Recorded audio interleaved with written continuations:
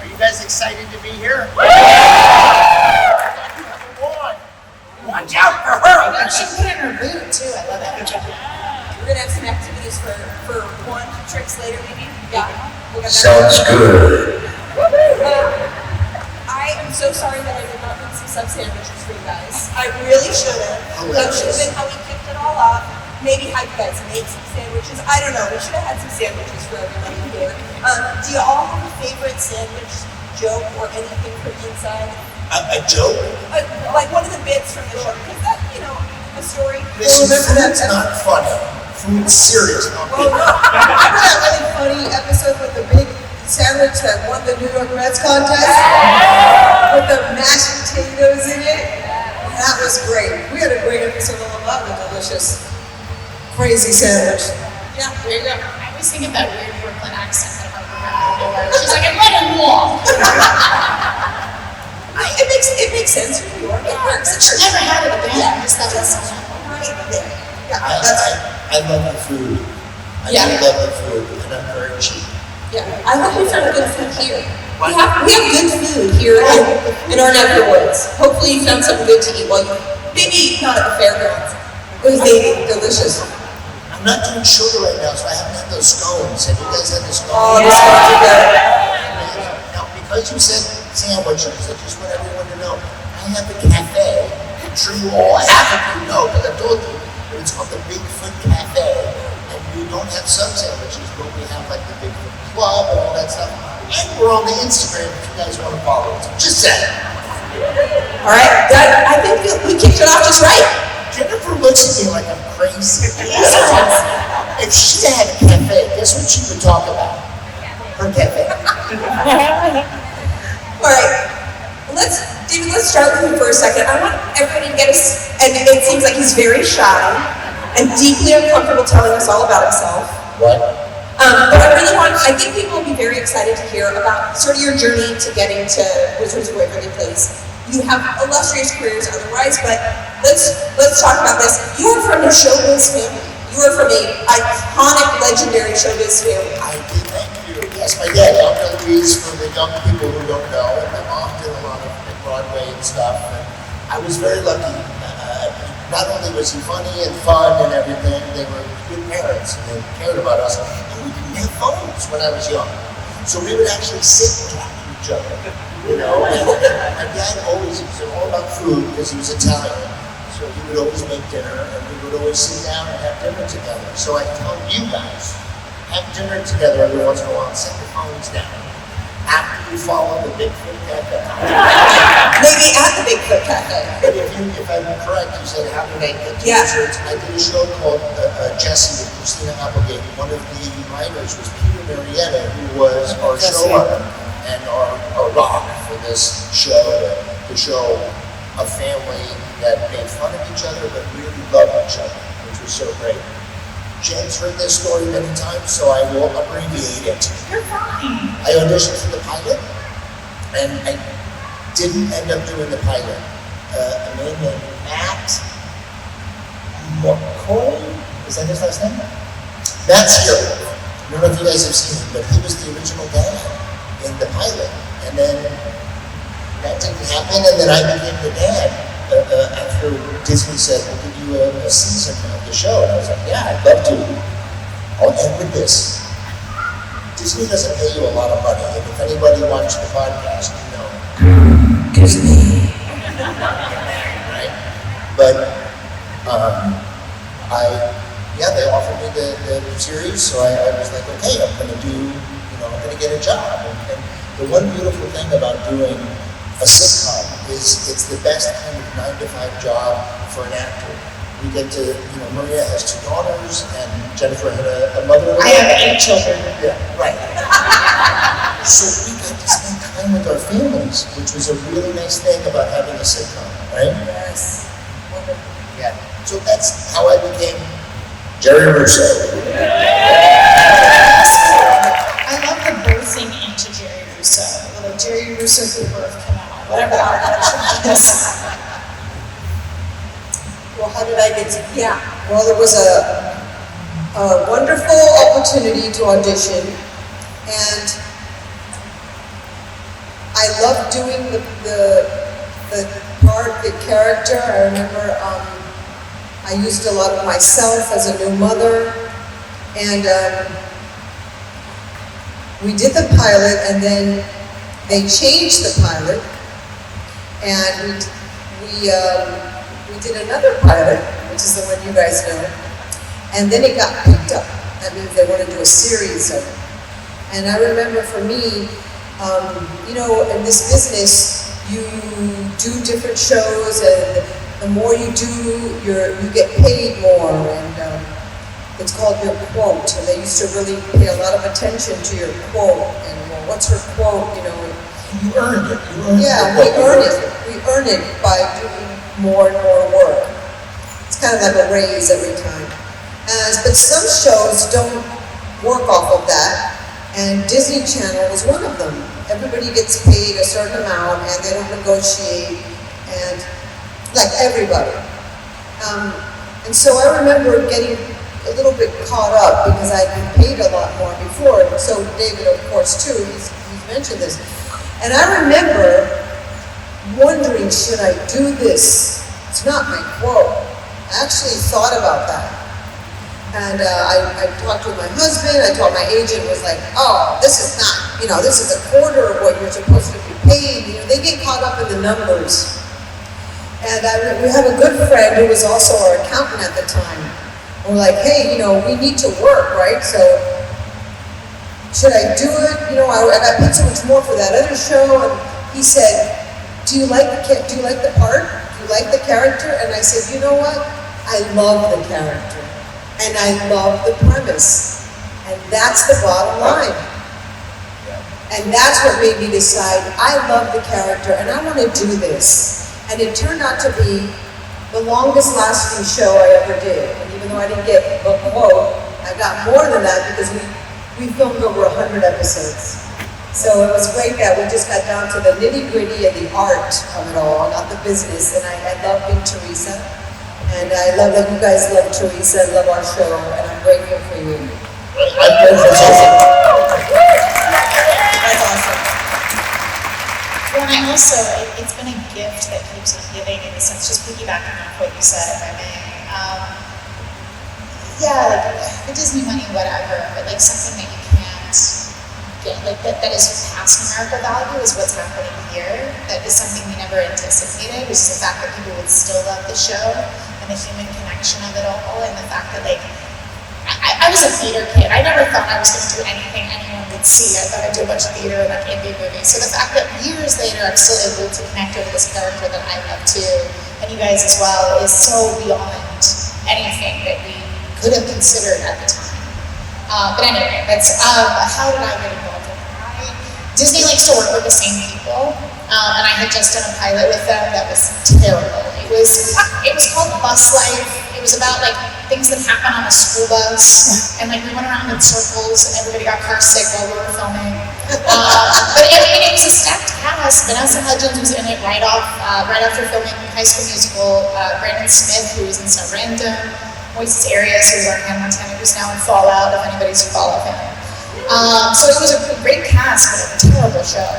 So that pilot did not get picked up, and then I was in Texas, and this was back when we did self-tapes with VHSs, and I actually auditioned for Alex, and then didn't hear anything, and then all of a sudden they were like, hey, can you come out to California and audition for Alex? I think they were full of it. I don't think they ever intended to audition me for Alex, because when I got there, they were like, oh, by the way, here's these Harper sides. Do you want to read with Selena? And I was like, yeah, sure. So yeah, my audition for Harper was a cold read, and the rest is history. Cold read. Do you guys know what that means? This is David's teaching hat. She got the lines and the material right before she went in. She didn't have time to like really, you know, do a lot of preparing. That's how good Jennifer is. She books. That is impressive. But that is impressive because you gotta imagine, at the time, like you're saying, so many people were sending tapes or competing in that way, even though they're familiar with you because they write these people you work with. But to go in and spin up a character that's so strong, it's like has such a point of view, really fast, is really hard to do. Yeah. But you know, previously been doing a bus show, so maybe that's like And also, if I may, Jennifer had done many dramatic parts. Like there was a lot of stuff. Like you worked with Robert Duvall when you were like 8, 9. I mean, she had been on sets. And one of the good things about doing acting is people go, "Do you like drama or comedy or this or that?" I'm like, it's not about that. It's about truth. It's about being real in the moment of what's happening, whether it's funny or not. You know. So Jennifer's very talented. He's very sweet. I think you guys are great too. Well, and you guys made a show that is a family show, which we love. And yesterday on this stage, I interviewed Barry Williams, who's Greg Brady, and I interviewed Reginald Bell Johnson, who is the dad on Family Matters. And we talked a little bit about how family shows have a way of really connecting with people, right? If you have a great family, it's something that resonates with you. If you have a challenging family, it's something that you feel is aspirational and you can connect with. But it's the kind of thing, I think that's why you have people who come and gather when they to talk about family sitcoms, because they do feel very much like welcomed into your home and very connected. Would you guys say when you first knew about this, and it had sort of this fantasy element, it had a family element, what was sort of the draw? Like, I mean, obviously a job is a great thing to get, but also, like you said, Maria, that you read it and you're like, no, I like this. It feels, and you had 2 kids at home, right? Again, so maybe there's that family connection for you too, right? Yeah, and the writing was so good for a wacky Disney comedy. The writing had meat, depth, hilarity, and real connection. So when we have that kind of wonderful writing, and then we have a great cast. I mean, every single member of our cast was so strong. Like we can count on each other. Like I know if I have a scene with you, you're gonna nail it for me, and I'm gonna nail it for you, and the timing's gonna be great. And David is so much fun that it just, and people like really laugh out loud. You guys tell us, your show made us laugh out loud. And like David has mentioned, we loved each other. The Russos never give up. The Russos have each other's backs. And even when we were angry, he was there training them in the lair, and I was there trying to console her and getting involved in their business. We cared. We're flawed, but we cared. And I think that's the biggest compliment, because I remember as a kid watching family shows, when it was done well, like, I don't know if you guys remember, but there was a show called Happy Days. And when it was done well, it really touches you. When Henry Winkler's character was kind of an outcast, when the mom, Mrs. Cunningham, invites him to the home for like a Christmas dinner or something, and he said, no, I have a place to go, and then you see that he really didn't. But he was welcomed into the Cunningham family. I mean, it's so much more than just laughs. There's a lot of heart. And balancing that in a believable way is a skill, and I think that we had that in our writers. So yeah, it's very effective, isn't it, to have a family show that connects, because parents love the show too, so then I know that we did it right. It was like in that same sense of Pixar, the kids and the parents enjoy it. And I think one of the things that was great about our show is that it wasn't how the other, I think, Disney shows were, the parents were, and this is why I didn't really want to do it at first, because we'd come in and be like, don't do that. And at the end, we're like, I told you so. But because the writing was so great, we got to actually be kind of an ensemble. Like the family was all together and we were working together. We got to go under spells and do crazy things. And many times people come up to all of us and say, specifically, you were my childhood. And I'm like, why is it that you specifically say that? And I think I've talked to a lot of you that have come up to the table. I watched the show every single day. So we were in your living rooms with you. We were growing up with you. You had us. And then also, back in the day, you had to watch one episode after another, but now you guys binge watch the show. So we're right there with you. So it was, I think a lot of the writing was very good. Well, and I think it's also like what you were saying at the beginning of like sitting down with your family, having dinner together, right? Sometimes I feel like there's those shows, like I know for me and my family it was Walking Dead, except my dad. My dad was like, what's this blood show? I don't know what's happening here. But it's the shows you sit down and watch together that I think that it sticks a little harder, it means a little bit more. And yeah, so I think it's a lot of concept too, family shows? Yeah, my first exposure to your show was I had a daughter who was a toddler at that point, and she would watch Disney shows until in the evening it would swap over. And so she joked, right? So she'd watch all the animated shows, the Doc McStuffins and stuff. And then when those would end, your show would come on, and it would be on in the evenings. And she referred to them as Mama's shows. Oh, Mama, your shows are on. Those are Mama's shows. Anything that had real people in it, she thought were my shows. And then she started to be excited about it later on, and those would be on. And so it became like a connection of something we could watch together when she was younger and, starting to discover shows. But it's so funny because I think of like your shows, oh, it's one of my shows. It's one of my shows because that's, it's on. But it's true with family shows like that. And, Disney, for all the pluses and minuses, it really does sort of create, a whole world. It's a universe that you're in that people are very, very enthusiastic about and have a lot of connection to. And you all were on at a time that sort of the Disney Channel, the transformation of what the Disney Channel could be was at. Yeah, Disney Channel was not Disney Channel 100%, yes. Like Maria and I said, we wanted to do like NBC, ABC, CBS, because that's where you were, it was prime time. So Disney Channel was on cable. What's cable? Like that kind of thing. So it was Hannah Montana, Zach and Cody, and Even Stevens were the things. And one of the reasons I wanted to do the show was because a lot of those parents on that show got to direct it. So I got to direct a couple episodes, which was really fun. Yeah, well, and that's a really interesting thing too, that you all really did get very deeply involved, and I know Henry also, like, at a very young age, it really does give you an opportunity when you're creating something to be more than just a person who shows up and punches the clock. You guys were very much about sort of creating what the show was. And you show up across everything, like Camp Rock, you show up, on other things in the Disney universe, so people really get to know you in a way in it, and you get to create things. Is there a new Camp Rock? Is there a Camp Rock 3 this summer. I mean, that is also very iconic, right? Very iconic. I'm very blessed to be part of two major iconic Disney franchises, and it's really exciting. Yeah, I mean, and people are very, very excited about Camp Rock 3. How did it come about? I mean, it feels like Wizards of Waverly Place in a lot of ways sort of hasn't gone away for you guys. There have been continuations, you had a reboot, there's podcasts, there's all sorts of things. Well, it's not a reboot. It's a sequel. A sequel, a continuation of the story.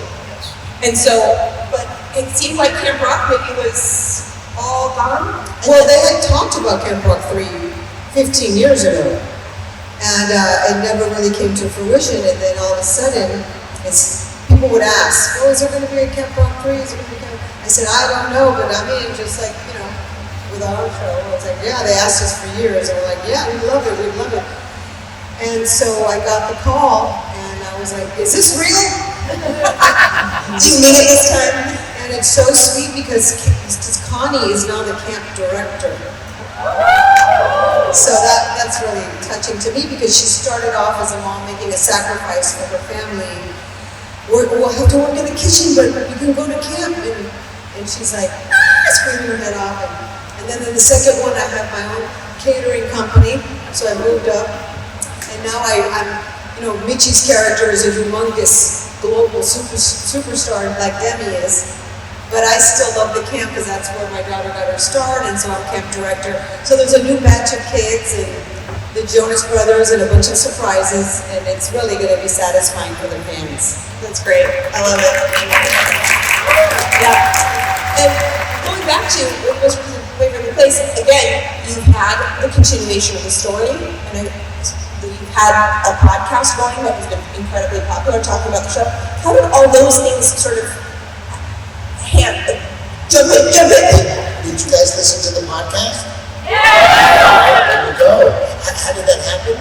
Jennifer called me, and then we met with this guy who was like, "I'll help you guys put it on and stuff," and then we started doing it. Now that was 2.5 years ago, before every single person had a podcast. So we got in a little early there. And it was so much fun because I got to visit with Jen every day. Now, we were talking about something specific, so we did not have to do like topical stuff. So we would shoot 6 episodes in a day, and then the next day 6 more episodes. So 12 episodes. So when I would come home after talking to Jen for 12 hours, I would come home to my wife and I'd be, you know what happened today? I did this and I did that. And I went there and I went there. She goes, oh my God, when you come home after filming the podcast, it was really, really fun. I enjoyed doing that. No, I loved it too, because it was something where they had approached me and they're like, do you want to do a rewatch podcast? I was like, not by myself. Like, it's like so late to sit there in a room by myself being like, so in this episode. So I knew David has the most energy in the world, and as you can see, he's so animated and funny, and you know, so I just thought maybe we'd have a great time. And then when we started doing the podcast, everybody started to come up to me, oh my God, I love the podcast. Yeah. And it wasn't just, you know, Jerry and Harper, it was like, Jen and David, thank you so much for bringing this back around. And my buddy Jason, who I hang out with, he's like, what that podcast is doing, everybody's recognizing you again. And I was like, maybe I'll get another job. It's planting the seeds, planting the seeds. Well, and you took a whole other turn in life, right? I mean, this isn't what you're doing every day. Do folks know what you're up to? I don't know what folks know. I'm going to tell them, Jen is a nurse. And It's amazing. Yeah, it was, if you had told me back in Wizard times that I was going to do that, I would have been like, you're high, get out of here. It was something unexpected that came along, because I'm a type 1 diabetic, and so I was diagnosed when I was 20. I was coming in and out of the hospital as a patient, and so I knew that experience really well, and I knew how hard it is to not know what's going on, to not have a plan. And so I wanted to do something to make sure that people didn't feel alone in that process. And so I switched my major to nursing. When I was doing my rotations, ER is what I like the best, because it's as chaotic as my brain is, and when I was used to like the chaos of being a kid actor. And my timing is terrible, because I graduated in December 2019 and I started March 2020. So that's you know, but the nice thing is because I'm slowly kind of getting back to acting, and stuff in the entertainment industry is really easy now. The stress level is wild. My threshold is through the roof, so I'm like, oh yeah, you don't like me, that's fine. Yeah, bring it on. Yeah, totally. I'm like, you know. Jen works at the hospital where I was born. And it's across from Disney, which is a weird, small world. Oh, I see Mickey every time I go to work. I'm like, this is too strange. I've driven by that hospital before. All right, so you are all, I would say, we can all agree, some Disney legends. They recently announced the next round of Disney legends. We're legends? We will be. God, that's a big thing to live up to. But they just announced the new Disney legends. Susan Egan is one, Alan Tudyk, there's some great folks. Who besides that? I don't know. It's like, who do I petition? Who do I talk to? Does Mickey decide? Did you know that you were a Disney legend? You guys know that? Well, I mean, you guys are on your way to being. On the way. Hold on a second. Let's be clear. It's almost there. We gotta wait a little bit. There's a lot of Disney legends we gotta get through. I mean, it's Belle. Yes. And Hay. But I'm curious for you guys, who do you feel like that have been legends for you? I mean, folks here are looking to you all, but as you've been in the business, do you have people who you think of who are like those kinds of heroes to you? Well, I mean, I grew up with, I don't know so much Disney. Sure. But like Anne Bancroft, Mel Brooks, Carl Reiner, Dick Van Dyke, Burt Reynolds, all these people that my parents knew were all legends. Absolutely. But I saw them as like my aunts and uncles hanging out and stuff, So I was very lucky to be, kind of living in that zone, But a lot of people that are here, I'm so excited about. There's Can I just say, David has gotten his own selfie with every single person. It's pretty impressive. I didn't pay anybody. Well, the great news is that they got their selfie with you, and they didn't pay for it either, so it's all break even. Patrick Duffy, my wife is a big fan of his, and about 8 years ago in the show, she went up to him and got a picture in the lobby at the hotel, and I was like, hi Patrick. and he's looking to get a picture, and he's like, well, we're here to take pictures, and like we're one of the conventions. No, I'm one of the people in the convention. So I gave him a tip. I gave him $5. That's fantastic. I mean, a lot of these people aren't like legends that are here. I mean, it's amazing to be around them. So. Well, what I have is like people that inspired me growing up. Carol Burnett, Lucille Ball, a lot of funny people. And in movies, Burt Reynolds movies were really hot when I was growing up, and in my first big movie was starring Burt Reynolds, and Hop and a Half, and Henry Winkler directed it. I have to see this. Yes. Something I didn't know about Maria. Henry Winkler was the Fonz, remember I told you about him? He's the one that said to the guy that played my husband and me, give me your tapes. Because we're like, yeah, we want to move to LA. And he's like, give me your tapes. Because we made him crack up. Such a great feeling to make a funny person laugh. And then 3 months or 2 months later, I get a call from a huge agency in LA calling me in Miami. Henry Winkler, give us your tape and we want to meet with you. So you hung out with Bert. Oh my gosh, and then I did Bert's pilot when I moved to LA. Evening Shade? The spin-off of Evening Shade. Oh my God, that's my inspiration. So like Goldie Hawn, she's a comedian legend, like these are like Private Benjamin was a movie I thought was so great, these funny, strong women. I loved Diane Keaton, may she rest in peace, she just passed away. So I have favorite performances that inspired me. Martin Short's comedy inspired me when he was on that show. Was he on the Canadian? SCTV. No, the sketch comedy. SCTV. So those kind of things inspire me. Different people. Yeah, it's great. I won't bore you with my cinephile. This 1930s actress that I really like. I think this is your letterbox moment. No, because I won't shut up. I'm a big old Hollywood fan. They can tell you. Yeah, I mean Betty Davis, Katharine Hepburn. Those are some of my favorites. But as far as comedically, and somebody who really inspired me with Harper as well, with the physical comedy was Gilda Radner. Which was a huge SNL. I see all not the kids so much nodding, but the parents. I mean, Gilda was just incredible, and Absolutely. She inspired me with Harper. She inspires me so much comedically, but with Harper specifically, because she had these really larger than life characters, but they still felt grounded and real, and that was something that was really important to me because I do want to do what I call pixie stick acting, which is I've run some Disney shows where they're just spazzy for no reason. It's not grounded in anything. And so she really taught me how to make it larger than life, but still based in reality. That's great. Yeah. And I mean, I think that really, it shows in the work that you did because it could have been a character that could be very one-off and not as deeply ingrained in the family, but because it felt so much a person. Somebody's got to take care of these two in their own way. I mean, that's... That was so great, and I love that we would really rely on her to take care of us in our old age. And it was so funny because it rang true. She was responsible. She was smart. She was crazy in a different way, but a better crazy than Well, and now, many, many decades from now, when you need a home health nurse. And we were right. We were right. She's a nurse.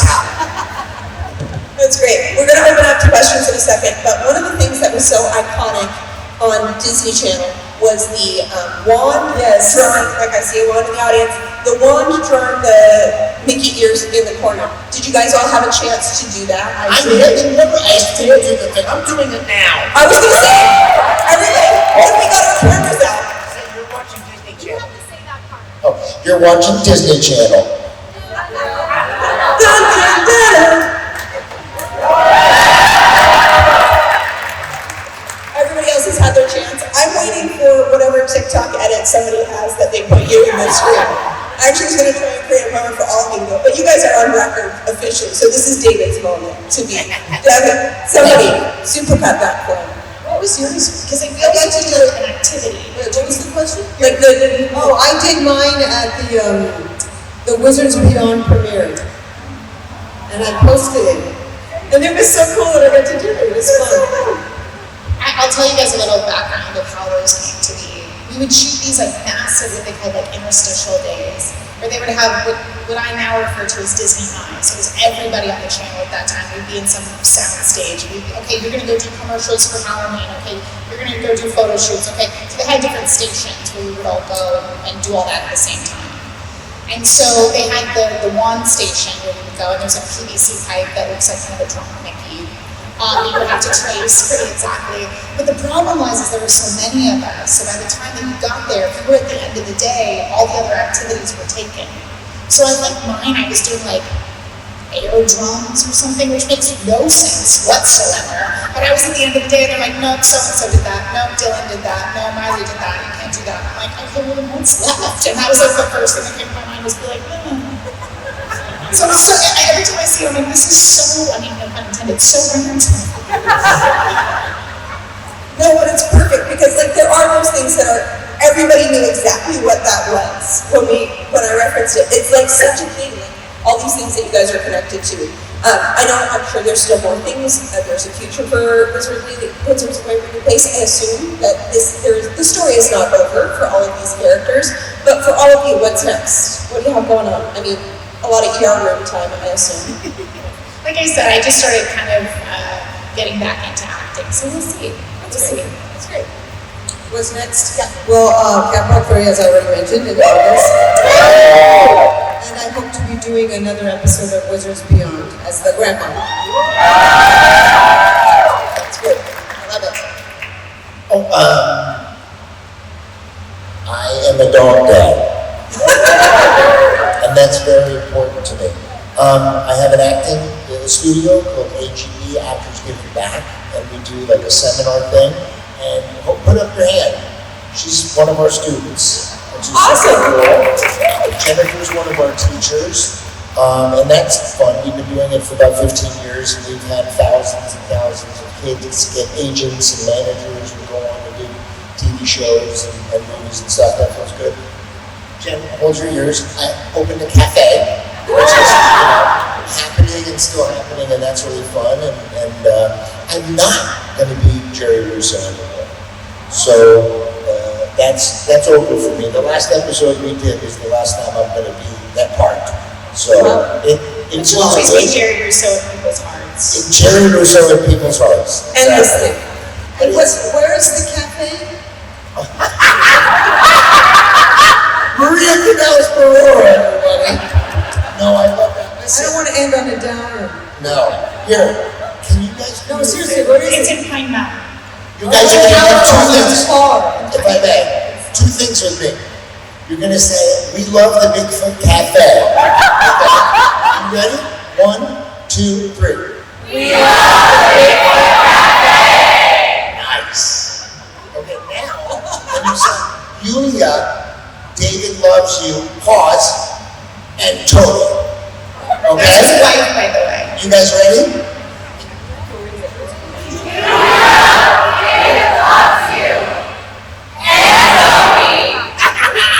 Thank you Oh, guys. that feels They good. did it perfectly.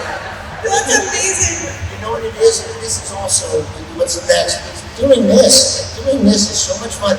Meeting you guys and having you come up and say hi and tell me stories, and someone drew me a picture, and it just means a lot that you guys appreciate what we do, and it's really nice to be here, and I hope to do more of these. Yes, me too.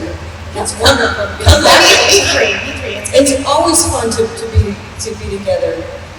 It's we get it because it was special for us too. You know, as actors, not every job is well written, with great people, and beloved by fans. So we get it, and we're very grateful for it. And there's a thing about when you do a job. Typically, there's always one person that is a butthead, right? And if you don't know who that is, it's you. And it's very rare. You know, we had dinner, and J.T. Austin came up to me and he said, because he was a young kid, he started, he was 12 or something, and he said, you know, I didn't realize how special it was. What a special thing that we had. And he was looking back on it, how much he appreciated the fact that we were, you know, you have I was about to say, it's magical. But it was. It was magical. Actually, our producer, one of our producers, Peter Marietta and writer, early on when we were becoming becoming really, really big, brought us into the office, remember that? And he just said, hey, I just want to remind you, were you there? He said, I just want to remind you guys that this is not common. This is special what's going on. We're getting an amazing reaction and we don't want you to miss it. So enjoy this moment right now. David and Maria have been through more, so they get it a little bit more than you guys, to the kids. Because when you're a kid, you think this is how it is. I do a show and everybody loves it. It's a hit and it lasts for 4 years. But we've done enough that we did a pilot, didn't get picked up. It's been up and down for us because we're older. And I really appreciate that he did that. Oh, 100%. He was amazing. He won 2 Emmys for the show. Yeah. And one of the things that was beautiful was the whole first season, 22 episodes, we filmed all of those before they were on television. So we all got to just be us and not have, anybody go, oh my God, that's so cool. The audience still enjoyed it, but we were, they call it in the can. We had filmed the first season in the can before it went out, which I thought was great. Yeah, It's interesting to have to wait to see the surprise for the world. And then when it came back at us, we were like, wow, this is awesome. I was at the Grove, this mall, and I'm going down the escalator, and I'm talking to my then girlfriend, and these 2 people in front of us went like this while I'm talking. They recognized me from my voice. I was like, oh my God, that's The intense. voice thing is real, because I have a weird voice too. Not that you have a weird voice, but I have a unique voice, and that was something that I just never, because working at the hospital, I'd be in full PPE with just my eyes showing, right? And someone would go, I'm like, how? They're like, it's your voice. I was like, oh, okay, that makes sense. The voice thing's real. We're in their living room every day. Huh? We're in their living room every day. So they're looking in your eyes, they see you. Yeah. I think people probably have some questions. If you are a person with a question, please come to this mic here at the center. Please introduce yourself. It's hard to be the first person. It is, so thank you all. Introduce yourself and then ask your question. Hi, I'm Aubrey. I was wondering what your favorite gag is, or recurring gag on the shows. There's so many recurring gags. What is your favorite? It's a great question. I love the same lamp breaking all the time. And me losing my mind over it as if it happened for the first. That was a funny gag. I didn't know until a little later that there is Alex was going to be my thing. I didn't realize that. Somebody was like, can you do that thing? I was like, what thing? Oh, this, yeah, that's a thing. So I enjoyed that. And there is one episode where we're doing a lot of physical comedy, and I think I bump into, you bump into, she's being the wench. Yeah, the waitress. And Jennifer bumps into me, and I bump into someone, and then we bump into you, and then the train, and then I love that thing, because it just was, it's very hard to sometimes make physical comedy seem real. Because we're preparing, we're doing it, but it looks good. I really, in the rewatch podcast, I rewatched it. It's funny. Mine has to be TV, and it's because I also too I've spoken to some of you guys that I've met at the table. I get socially overwhelmed sometimes, so if I seem quiet, that's why. So internally, that's a very real thing for me. Where I'm so it was nice to be able to put it into a comedic thing. Oh, that's great. Good question. Hi, my name is Logan. Hello, We met you. Out of all of the episodes, which one is your guys' favorite and why? This is such a hard question. My typical answer is the kitchenette episode, because I got to have an emotional moment, and it was nice. It was a connection, and our daughter, kitchenette, if you don't know, you go from flat shoes to high heels, you become a woman or whatever. You're going into your grown-upness, and that was, I really loved that. But there's so many episodes that So many hilarious. I'm like, that's funny. I don't remember this. I'm watching it objectively. I'm like, that's funny. I like this. I think the first season of the Rewatch podcast. Family Game Night is one of my Do you guys favorites. remember Family Game Night? Yeah. Okay. When we play family games, my real family, we argue and we get competitive for real. So it was hilarious, and that was what we were like as the Russos. And David DeLuise was so funny. Oh my gosh, I had to hide my face because I laughed every single take when he said, she cheated! She cheated! You're stacking the teams against us. Oh, he was so funny that that was one of the few times that I just couldn't keep it together. But there's so many funny episodes. I guess I'll pick one, The Quinceañera, because they had heart and all that. But I love when we went under spells, when we were teenagers or toddlers. The movie, when we were under spell we never met, I love that kind of thing. The movie was really fun because there was a whole different part of us that, we were not together, and I was, trying to pick you up and all that stuff, and I had magic. It was great. Because I always said to people, I won my Wizard Family competition, but I had to give up my power to get me married, and it was fun in the movie to. Nice. What can I say? I mean, there's so many good episodes. Although Selena recently, was like, you have to watch this. I was like, do I have to? But she said Alex versus Alex. She was like, there's that really good moment at the end. And I had totally forgotten about it, where they bring it all back to Alex and Harper's relationship. And it got me. I literally was like, damn it, Selena, why'd you not watch that? No, it choked up. But yeah, so I always loved the moments that Harper and Alex were just connected and really there for each other, because I've seen in my own life and I've heard from a lot of people where it's like, oh, my friend and I are like that, or my sibling and I are like that. So I love those moments of connection between her and I. And as a mom, I love when Harper would give Alex some of her own back. You know how Alex is manipulative and she can take advantage of Harper, but every now and then Harper would say, no, Alex, and give it back to her. And I love that, because I have two daughters, and I see those dynamics. And again, that's just a great writing and great acting that they had. Very special relationship. They could have had their own spin-off. That was talked about, right? Yeah, they took the whole that apartment 13B was supposed to be kind of like the audience would have been there for sure. That's why they thought of it, because they knew that.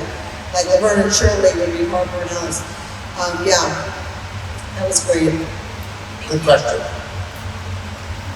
My name's Sean. First up, I wanted to thank you guys for taking time out of your life to come do this for the fans. We all really appreciate Thank it. you guys Our for being pleasure. here. Our pleasure. Yeah, you guys are the reason we come, so thank you for being so lovely. So you guys were a huge part of my kid's life. David, your dad was a huge part of my childhood. So I had two questions for you. Did you ever have a Captain Chaos costume that you wore? And what was your favorite thing your dad did? Mine would easily be Glass Bottom Boat and Cannonball Run. Wow, Glass Bottom Boat, for those who don't know, was a long time ago. There was an actress named Doris Day who called my dad and said, I love you and I want you in this movie. And then he went up there, and it was the time where my dad was thinking about marrying my mom. Doris Day was, said, you marry that woman. So it's a great movie, good reference. I showed that to my wife 2 years ago. It's really fun. That's an old school movie. I do not have the mask of Captain Chaos, but I do have the cape.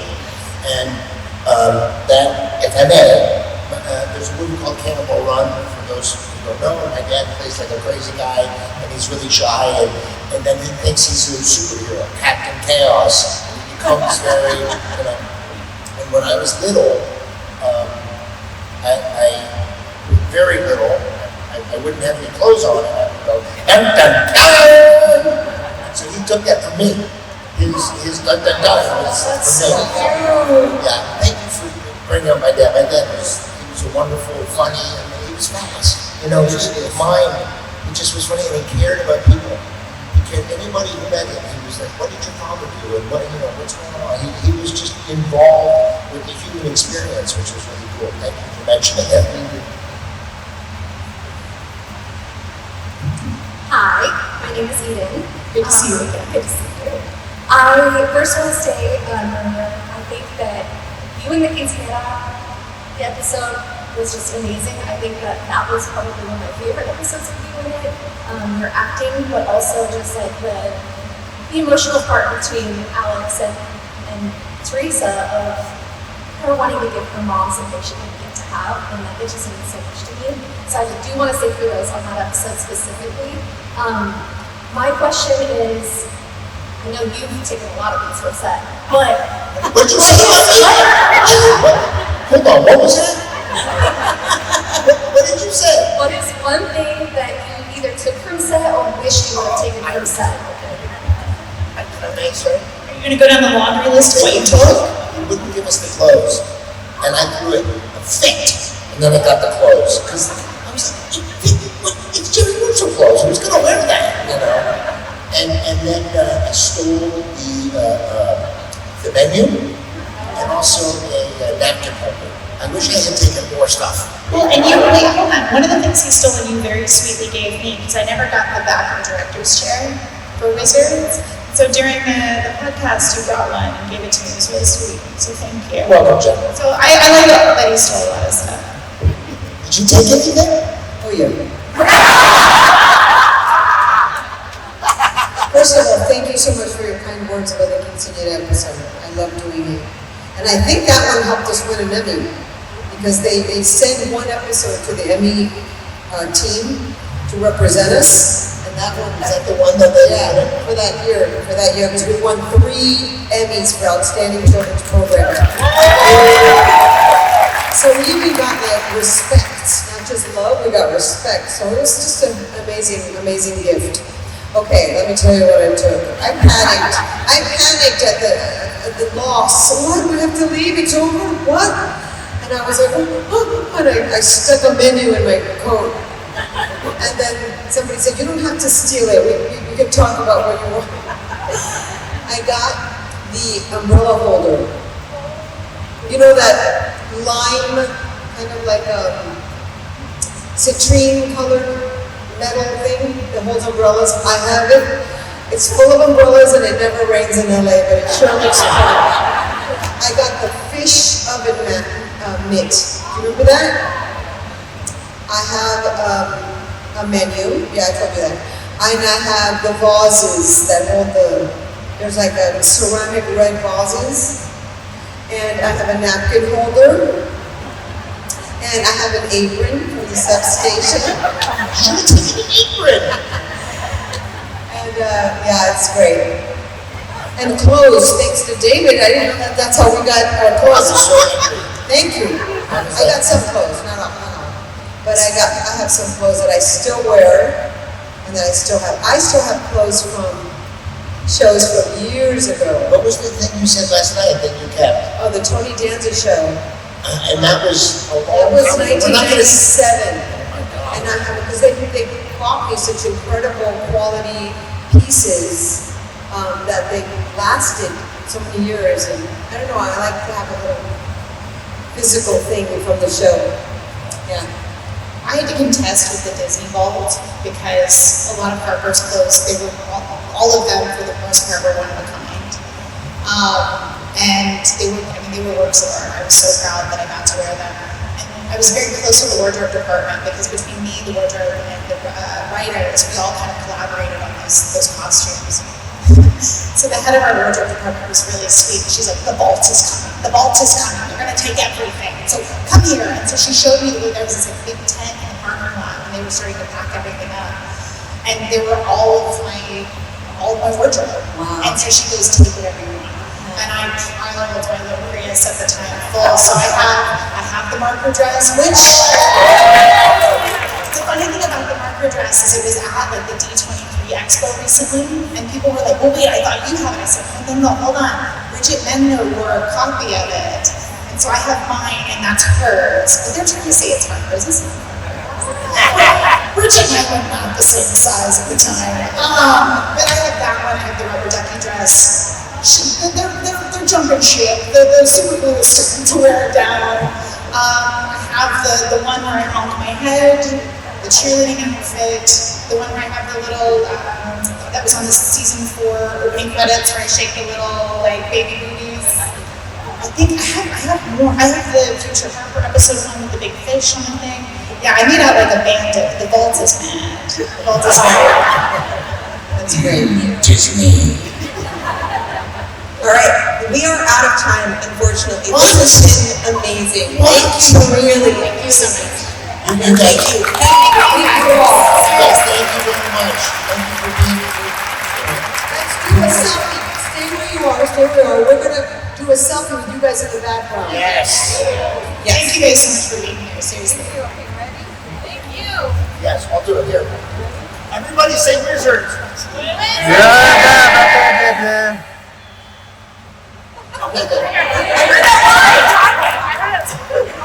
Yes, thank you so much for being so awesome. We love you.